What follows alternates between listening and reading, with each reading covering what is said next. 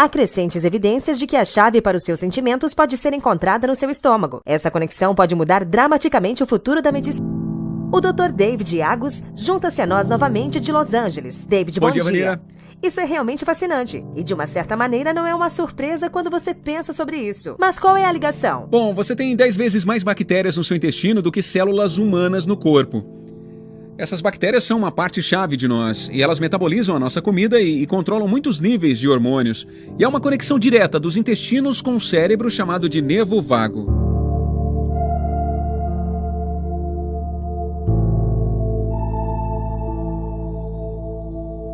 Então, essas bactérias produzem hormônios que podem estimular o nervo e transformá-lo. Elas podem afetar os sentimentos. Então, por toda a história, até o tempo de Hipócrates, há uma associação entre o que você come e como você se sente. E agora, através desses grandes estudos e dados, começamos a ver essa relação. Potencialmente uma relação entre alimentos com alto índice glicêmico e depressão, e outras desordens conectadas com o que você come, porque o que você come muda as bactérias no seu trato gastrointestinal.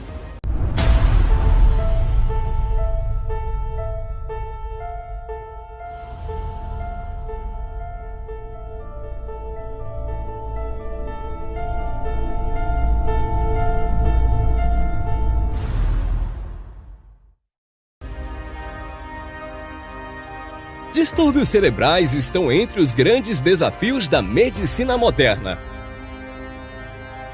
Mas recentes pesquisas revelam que a solução não está no cérebro em si, mas nos intestinos. Um lar para 100 trilhões de bactérias. O microbioma humano. Essas bactérias determinam o destino do cérebro.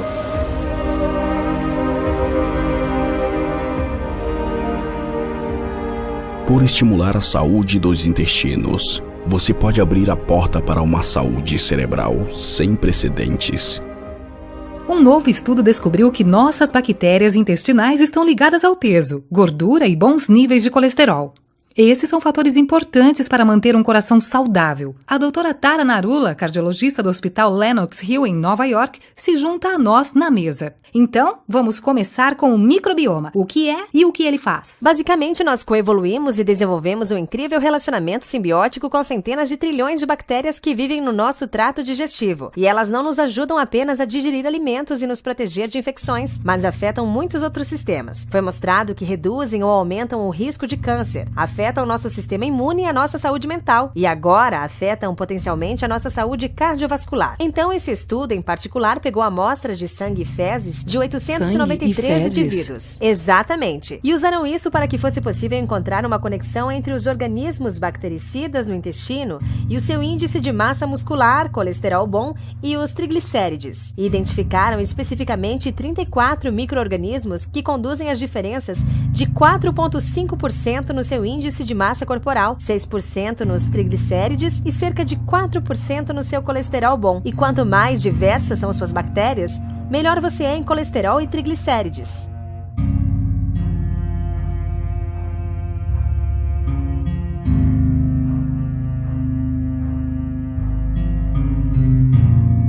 Em termos de diferentes tipos de tratamento que já fazem coisas desse tipo, como que isso agrega em termos de regular os seus intestinos e sentimentos? Agora mesmo, a maior parte dos tratamentos que temos para desordens psiquiátricas sobre como você se sente tem como alvo os hormônios no cérebro.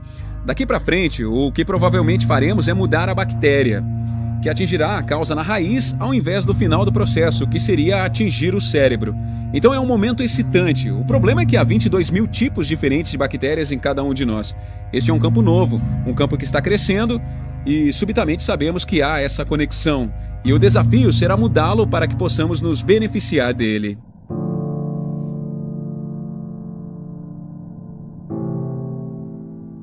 O eixo cérebro-intestino transforma a informação de alimentos para sentimentos via o nervo vago. Já mastigadas, as partículas dos alimentos digeridos entram no intestino delgado, que está coberto com uma camada veludada de vilosidades. Cada vilo é revestido com uma única camada de epitélio. Essa camada é feita de um diferente tipo de células. Uma delas, a célula enteroendróquina, é diferente das outras. É o sensor do nosso intestino. Além de comunicar através de hormônios, descobrimos que as células enteroendróquinas também fazem sinapse com nervos, incluindo o nervo vago. Essas células que se comunicam com nervos, chamados de células neuropode. Elas sentem e reagem ao seu ambiente. Elas sentem estímulos mecânicos, térmicos e químicos, tais como nutrientes ou subprodutos bacterianos no lúmen intestinal. Dentro das células neuropode, sinais de estímulos são convertidos em pulsos elétricos minúsculos. Esses sinais propagam via sinapse para o neurônio eferente do nervo vago. Neurônios do nervo vago transportam a informação sensorial para o tronco cerebral, conectando os sinais gerados dentro do intestino delgado para o cérebro. A conexão de células neuropode com o nervo vago serve como um condutor para que os alimentos no intestino influenciem as funções cerebrais em segundos.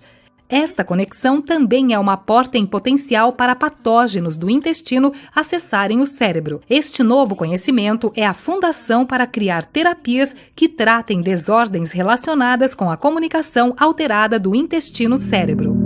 O novo relatório publicado nesta manhã diz que alguns populares sucos de frutas podem apresentar contaminação de metais pesados. Consumer Reports testou 45 sucos de frutas para metais pesados como chumbo, arsênico e cádmio e encontrou níveis mensuráveis em todos os produtos. Alerta do consumidor agora para um relatório que está causando preocupação sobre a segurança dos alimentos nos Estados Unidos. O grupo de pesquisas de interesse público afirma que recalques de carne e aves contaminados aumentaram 83% nos últimos 6 anos. 1 em cada 6 americanos adoecem todos os anos por comerem alimentos contaminados, com ao menos 3.000 mortes anualmente.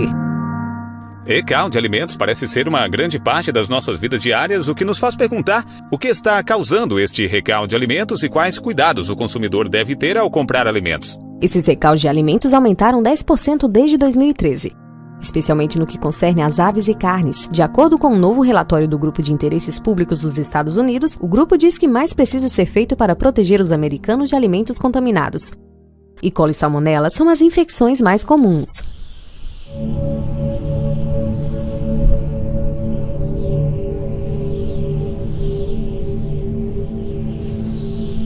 A conexão entre cérebro e intestino. Se você já sentiu ansioso, pode ter dito para si mesmo: tenho borboletas no meu estômago, posso senti-las. Mas estudos inovadores descobriram que o seu intestino pode estar perturbando o seu cérebro. Por alterar as bactérias nos nossos intestinos, podemos alterar o nosso humor e comportamento. E um novo estudo pode mudar a maneira como entendemos e tratamos uma variedade de doenças mentais. A doutora Holly Phillips está conosco para explicar o que tudo isso significa. Holly disse para nós: isso é muito importante. A maioria das pessoas não vê uma conexão entre o seu cérebro e sua barriga. É uma explosiva área de pesquisas e nos referimos a ela como eixo cérebro-intestino, basicamente as nossas vísceras. Os nossos intestinos, nós nos referimos como as nossas vísceras. É o nosso segundo cérebro. Ele possui milhões de neurônios e tem mais neurotransmissores como serotonina que afetam o nosso humor e tem até mais do que o próprio cérebro. Então, você sabe a maneira como isso funciona se já se sentiu alguma vez emocionalmente chateado. Você o sente na sua barriga, quer que sejam borboletas ou náuseas ou dores no estômago. E as pesquisas estão agora apontando para o fato de que é uma via de mão dupla e que se seu sistema digestivo está irritado por alguma razão, você pode sentir isso no seu cérebro. E pode se manifestar como uma dor emocional ou doença mental ou ansiedade e depressão. Para muitos americanos, comer saudavelmente será o maior objetivo do ano novo. E um especialista diz que devemos começar por eliminar o glúten. O Dr. David Perlmutter afirma que comer alimentos ricos em carboidratos causa inflamação cerebral e pode provocar desordens neurológicas como ansiedade, depressão e ADHD. Perlmutter revisou e atualizou o best-seller de 2013, A Surpreendente Verdade sobre Trigo, Carboidratos e Açúcar, os assassinos silenciosos do seu cérebro. Mas em uma declaração para a CBS, a Associação de Açúcares diz isso: açúcar é melhor consumido com moderação e décadas de pesquisas apoiam esse fato. Dr. David Perlmutter, bom dia e bem-vindo à mesa. Deixe-me primeiro responder a questão sobre o açúcar. Devemos crer definitivamente na indústria do açúcar, como deveríamos ter crido na indústria do tabaco, quando eles nos disseram que fumar cigarros era bom para a nossa saúde. Mas ter algum grão, desde que seja gluten-free, não é o fim do mundo. São os carboidratos totais que estamos interessados. É interessante que o último segmento foi sobre como junk food afeta o seu sono. E isso afeta diretamente a função cerebral no dia seguinte e a longo termo. E acho importante entender que as escolhas que fazemos hoje, enquanto somos jovens, terão efeito no cérebro à medida que envelhecemos. E quando isso acontece, há muito pouco que possamos fazer. Então, a prevenção é o mantra do dia. Você ouve falar sobre sobreviventes do câncer, mas nunca sobre sobreviventes do Alzheimer. Exato. É incrível como o Jornal da Associação Médica Americana, no mês passado, publicou um artigo dos assim chamados medicamentos para Alzheimer e indicou que não só eles não funcionam, como na verdade estão associados com um declínio cognitivo mais rápido. Então temos que realmente enfatizar a prevenção e temos este entendimento agora. Você está sugerindo que o trigo causa Alzheimer? Eu estou sugerindo que o açúcar e carboidratos altos estão com certeza relacionados com o Alzheimer. É uma doença evitável e baseada grandemente sobre o que você come. Tem tudo a ver com os carboidratos e em grau menor com a sensibilidade ao glúten. Mas os grandes jogadores aqui são o açúcar e os carboidratos, que se infiltraram na dieta do mundo moderno e estão absolutamente nos tirando dos trilhos em termos de saúde.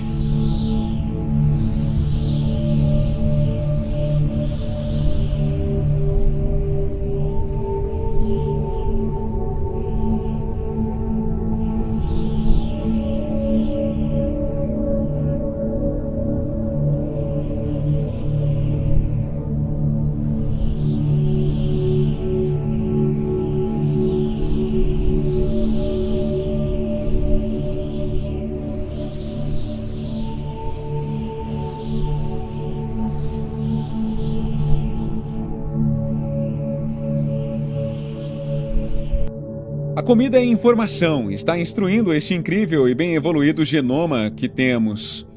E isso é o que me impressiona. A mensagem aqui é: o destino do seu cérebro é escolha sua. O alimento que comemos é fundamentalmente importante para o nosso cérebro. Uma dieta rica em gorduras, quem diria? Uma dieta rica em gordura é fundamental para manter o teu cérebro saudável. E carboidratos são absolutamente letais. Eles são os pregos do caixão para o seu cérebro. E agora as pessoas estão ouvindo, e isso é tão empolgante que a mensagem está se espalhando. Uma dieta rica em gordura? Sim, uma dieta rica em gordura. Explique isso em mais detalhes. Eu acho importante qualificar isso, porque rico em gorduras não significa gordura transhidrogenada modificada, que é tão universal nos alimentos. Significa gorduras boas e naturais.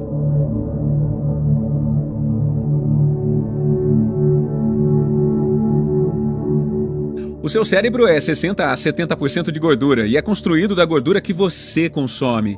Quem diria? De onde mais poderia vir, certo? Qual é a revelação aqui?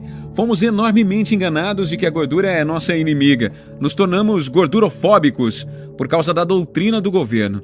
Porque o Departamento de Agricultura dos Estados Unidos assim o disse. A missão do Departamento da Agricultura é ajudar os agricultores a venderem os seus grãos. Por isso comemos mais trigo. Então eles estão ajudando os fazendeiros a cultivar e vender os seus produtos e os estão ajudando no processo final, por fazer as pessoas comerem mais dessas coisas. E isso é letal para o seu cérebro, seu coração, seu sistema imunológico, aumenta o risco de câncer. O que mais que você precisa? Então, uma pergunta. Em primeiro lugar, de onde vêm os meus microbiomas? Bem, como muitas coisas, começam com as nossas mães. Quando o bebê passa pelo canal de nascimento, ele é envolvido com os micróbios da mãe. Esses micróbios meio que semeiam o bebê com uma mistura exata. Combinados com bactéria e leite materno e outros micróbios que encontramos anteriormente, eles parecem tomar forma lentamente nos nossos primeiros anos de vida. O mix geral de micróbios se torna muito pessoal, como uma impressão digital ou um tipo sanguíneo.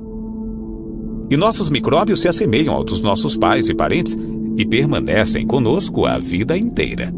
O maior e mais importante habitat dos micróbios parece estar nos intestinos. É o mais complexo, o mais diverso, e tudo que os micróbios estão fazendo em qualquer outra parte do nosso corpo, lutando contra infecções, acelerando e amortecendo nosso sistema imune, sinalizando células.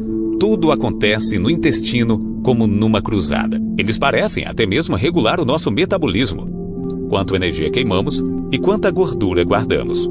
Então, se por alguma razão não estiver funcionando devidamente por causa do que comemos ou dos antibióticos que tomamos, isso, na verdade, pode levar para todo tipo de doença, como câncer de cólon, colite e talvez até mesmo diabetes e obesidade. Alguns cientistas acham que uma razão para que muitas doenças estão aumentando seja porque perdemos importantes micróbios do intestino. Os nossos microbiomas se parecem muito menos diversos comparados com de pessoas vivendo em países menos desenvolvidos e em gerações anteriores. E lembram-se como obtemos os nossos microbiomas em primeiro lugar? Das nossas mães quando nascemos e do leite materno. Bem, alguns cientistas pensam que muitos bebês não estão recebendo isso por causa de todas as cesarianas e insuficiente amamentação, além de todos os antibióticos que as crianças recebem nesses dias e nossa obsessão por limpeza.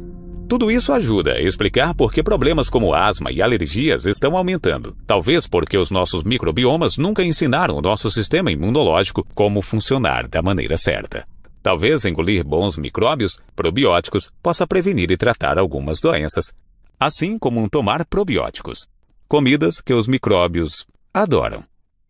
Há crescentes evidências nesta manhã de que bactérias gastrointestinais fazem mais do que apenas digerirem alimentos. Cientistas descobriram agora pistas importantes sobre o papel das assim chamadas bactérias boas. Um novo estudo do jornal Nature descobriu que pessoas sem um certo tipo de micróbios têm mais chances de serem obesas ou terem diabetes ou outros sérios problemas de saúde. Como podemos melhorar o nosso microbioma, dada a importância de ter níveis certos tanto de bactérias boas quanto más no seu intestino? Há algumas coisas que você pode fazer. A sua dieta claramente afeta isso. Então, comer uma dieta rica em frutas e vegetais, baixa em carne vermelha, rica em fibras e também em prebióticos e probióticos podem ajudar. Mas o fato é que o microbioma é realmente criado com o tempo. Desde quando você nasceu, quer você tenha nascido de cesariana ou normal, isso começa a afetar as bactérias no seu intestino. Ou se você foi amamentado no peito ou não. E então a dieta que você come por toda a vida. Você consegue aumentar as bactérias boas para ajudar o seu intestino a ter esse equilíbrio? Sabe, Anthony, é por isso que essa é uma ideia tão excitante. E é claro que já ouvimos sobre probióticos, já vimos os comerciais de iogurtes e outras coisas, e o intestino tem centenas de trilhões de bactérias nele. Bactérias boas, e já foi mostrado que elas ajudam a equilibrar o nosso sistema nervoso. E novas pesquisas mostram que por manter nesse equilíbrio em ordem, podem melhorar o nosso humor, baixar os hormônios de estresse e podem até serem capazes de ter um papel em prever ou tratar desordens como OCD e ansiedade. Aumente o potencial do seu microbioma intestinal com o Bizen. Desenvolvido por uma equipe suíça usando um conceito japonês, o Bizen vai muito além dos probióticos e prebióticos. O Bizen é um bifidogênico que estimula seletamente o crescimento das bifidobactérias, que são bactérias residentes dos nossos intestinos, fazendo com que elas se multipliquem 81% em 14 dias e comecem a devorar as bactérias putrefativas.